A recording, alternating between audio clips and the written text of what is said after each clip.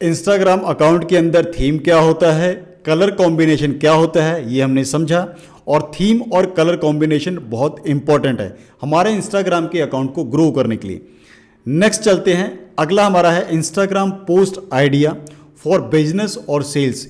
Instagram के अंदर जो भी हम पोस्ट डालते हैं, चाहे वो हम रील डाल रहे हैं, चाहे वो हम वीडियोस डाल रहे हैं, पोस्टिंग कर रहे हैं, जो भी हम पोस्ट कर रहे हैं, वो सारे ही पोस्ट का एक मतलब है। ऐसा नहीं है कि कोई भी पोस्ट हमने कभी भी कर दिया। पोस्ट का एक टाइमिंग है, पोस्ट का एक डेट है, पोस्ट किस तरीके से हमने डालनी है, हर चीज़ प्लान्ड होती है। पोस्टिंग मोस्ट इम्पॉर्टेंट है, बहुत ध्यान रखना पड़ता है हमें पोस्टिंग में। तो जब भी हम हमारे बिजनेस और सेल्स के लिए पोस्टिंग करते हैं तो सबसे मोस्ट इम्पॉर्टेंट क्या होता है, हमने पोस्ट बना लिया, जो भी हम पोस्टिंग करना चाहते हैं, उस पोस्ट बनाने के बाद हमारे पास सेल्स कैसे आती हैं, कैसे हमारा बिजनेस ग्रो करता है, क्यों हम हमारी सेल्स को मल्टीपल टाइम बढ़ा सकते हैं, उसके 4 कारण हैं, 4 पिलर्स। सबसे पहले, अगर हमारी पोस्ट, जो भी हमने पोस्ट डाली है या फिर हम पोस्ट डालने वाले हैं, अगर वो मैक्सिमम लोगों तक पहुंचती है, उसकी रीच मैक्सिमम होती है, तो हमारे सेल्स के चांस बढ़ जाते हैं, सेल्स हमारी मल्टीप्लाई हो सकती है अगर हमारी रीच मैक्सिमम लोगों तक है। और ये जो रीच है, जो मैक्सिमम लोग हैं, वो लोग भी हमारे रेलिवेंट होने चाहिए। वो लोग होने चाहिए जो हमारे पास प्रोडक्ट है, जो प्रोडक्ट हम प्रमोट कर रहे हैं, हम बेचना चाहते हैं, या फिर जो सर्विसेज हम प्रमोट कर रहे हैं, जो हम सर्विसेज देते हैं, वही प्रोडक्ट और वही सर्विसेज को लेने वाले ही लोग जो उस प्रोडक्ट में, उस सर्विसेज में इंटरेस्ट रखते हैं, इंटरेस्ट है उनका, वो खरीद सकते हैं, उन्हीं लोगों तक हमारी पोस्ट पहुंचनी चाहिए।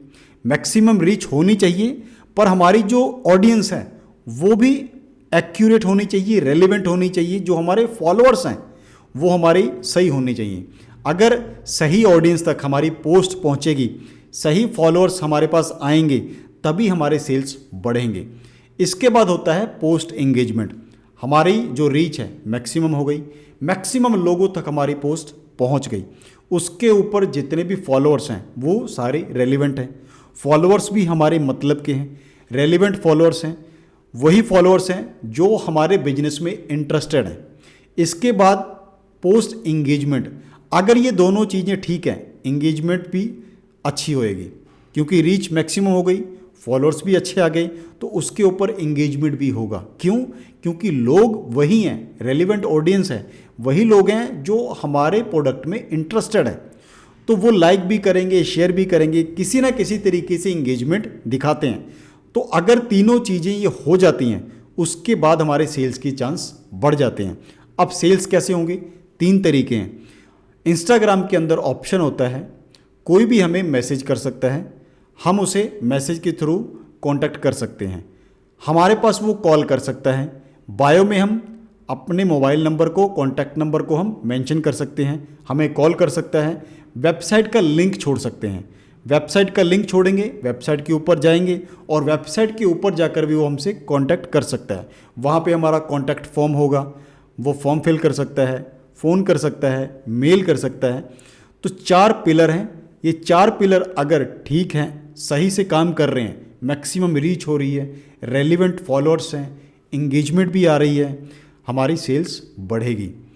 तो बिजनेस को बढ़ाने के लिए, सेल्स को बढ़ाने के लिए ये 4 चीज़ें इंपॉर्टेंट है। ऐसा नहीं है कि कोई भी पोस्ट कभी भी हमने कर दी। Do not start selling your product direct by posting in Instagram feed.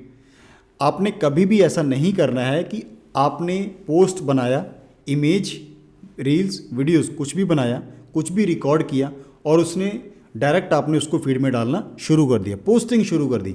इससे कभी भी अपने को सेल्स नहीं आएगी, कभी भी मैक्सिमम रीच नहीं होगी, रेलिवेंट ऑडियंस नहीं आएगी, रेलिवेंट ऑडियंस तक पोस्ट नहीं पहुंचेगी। इसको भी करने का तरीका है। अब ये होता क्या है, तरीका क्या है, इसको कैसे हम पोस्ट कर सकते हैं? पोस्टिंग के कई तरीके हैं। एक्चुअल में एक फ़नल है ये, जिसे हम कहते हैं कंटेंट फ़नल। हर जगह एक फ़नल काम करता है, यहाँ भी फ़नल काम करेगा। टोफू सबसे पहले आता है। टोफू, टोफू मतलब टॉप ऑफ द फनल, सबसे ऊपर, टॉप में, priority. Then MOFU, middle of the funnel, बीच में, middle of the funnel. Then BOFU, bottom of the funnel, last में, सबसे पहले हमने क्या करना है, टॉप में प्रायोरिटी, सेकंड हमारा मिडल में हमने क्या करना है या फिर क्या होना चाहिए, तीसरा bottom of the funnel, bottom of the funnel में क्या होना चाहिए। अब इसे हम ABC मॉडल भी बोल सकते हैं।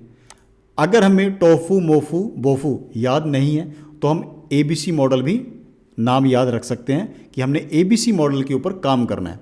अब ये ABC मॉडल होता क्या है, जितनी भी हम पोस्ट डालते हैं वो सारी हमारी ABC मॉडल के ऊपर डलती है। टोफू मोफू बोफू इसके ऊपर डलती है। ये एक फ़नल है। जब हम फ़नल से काम करेंगे तो हमें रिजल्ट्स आएंगे, बिना फ़नल के कुछ भी डाल देंगे तो रिजल्ट्स नहीं आएंगे। सबसे पहले जो हमारी पोस्ट है, जो हम पोस्ट करते हैं, वो हमारी पोस्ट अट्रैक्टिव होनी चाहिए।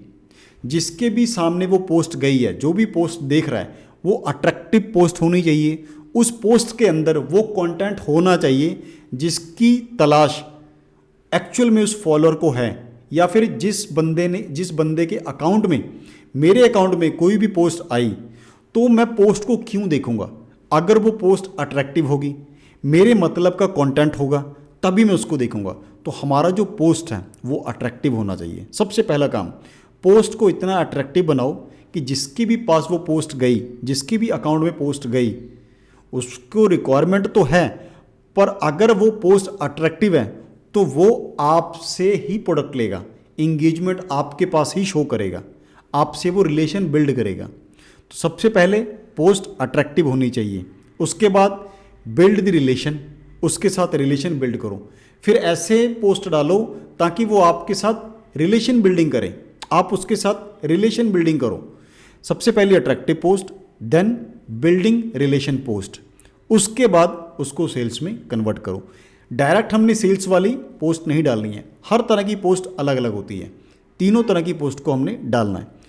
अब ये रेशो क्या होती है, पोस्टिंग रेशियो शुड बी 80-20, 80 और 20 का रेशो होना चाहिए। 80% हमने क्या इन्फॉर्मेशन देना है, क्या पोस्ट देना है। 80% जो हमारी पोस्ट होंगी वो इन्फॉर्मेशन, नॉलेज और एंगेजिंग कंटेंट होगी। जो 80% हमारी पोस्टिंग होगी वो अट्रैक्टिव और रिलेशन बिल्डिंग की होगी। 80% हम A और B की पोस्टिंग डालेंगे, इन्फॉर्मेशन देंगे, नॉलेज देंगे और एंगेजमेंट होगी। अगर हम किसी को इन्फॉर्मेशन दे रहे हैं, नॉलेज दे रहे हैं, टिप्स दे रहे हैं, तभी वो एंगेजमेंट शो करेगा, तभी हमारे साथ उसका रिलेशन बिल्डिंग होगा। रिलेशन बिल्डिंग होगा, उसके बाद हम 20% जो कंटेंट है वो सेल्स का डालेंगे। सबसे पहले हमने सेल्स का डाल दिया तो हमें सेल्स नहीं आएगी। पहले रिलेशन बिल्डिंग करो, अच्छी अच्छी पोस्टें डालो, अच्छे अच्छे टिप्स दो उसे। पोस्ट अच्छी होगी, टिप्स अच्छी होंगी, रिलेशन बिल्डिंग होंगे, आपके फॉलोअर्स बढ़ेंगे, वो आपको फॉलो करेंगे। फॉलो करने के बाद आपके प्रोडक्ट को भी वो परचेज कर सकते हैं। तो 20% जो कंटेंट है वो सेल्स का होना चाहिए। अब ये जो पैटर्न है ABC मॉडल है, टोफू मोफू बोफू, ये सबके ऊपर अप्लाई नहीं करता। क्यों, कारण क्या है, पोस्ट डिपेंड्स ऑन ऑब्जेक्टिव। आपका ऑब्जेक्टिव क्या है, आपके ऑब्जेक्टिव के हिसाब से डिपेंड करता है कि आप किस किस तरह की पोस्ट को, कितनी कितनी पोस्ट को आप डालोगे। हर एक का ऑब्जेक्टिव अलग है, हर इंसान का प्रोडक्ट अलग है, हर एक का बिजनेस अलग है। आपको अच्छे से पता है कि आपका बिजनेस क्या है, आपका प्रोडक्ट क्या है, आपका ऑब्जेक्टिव क्या है।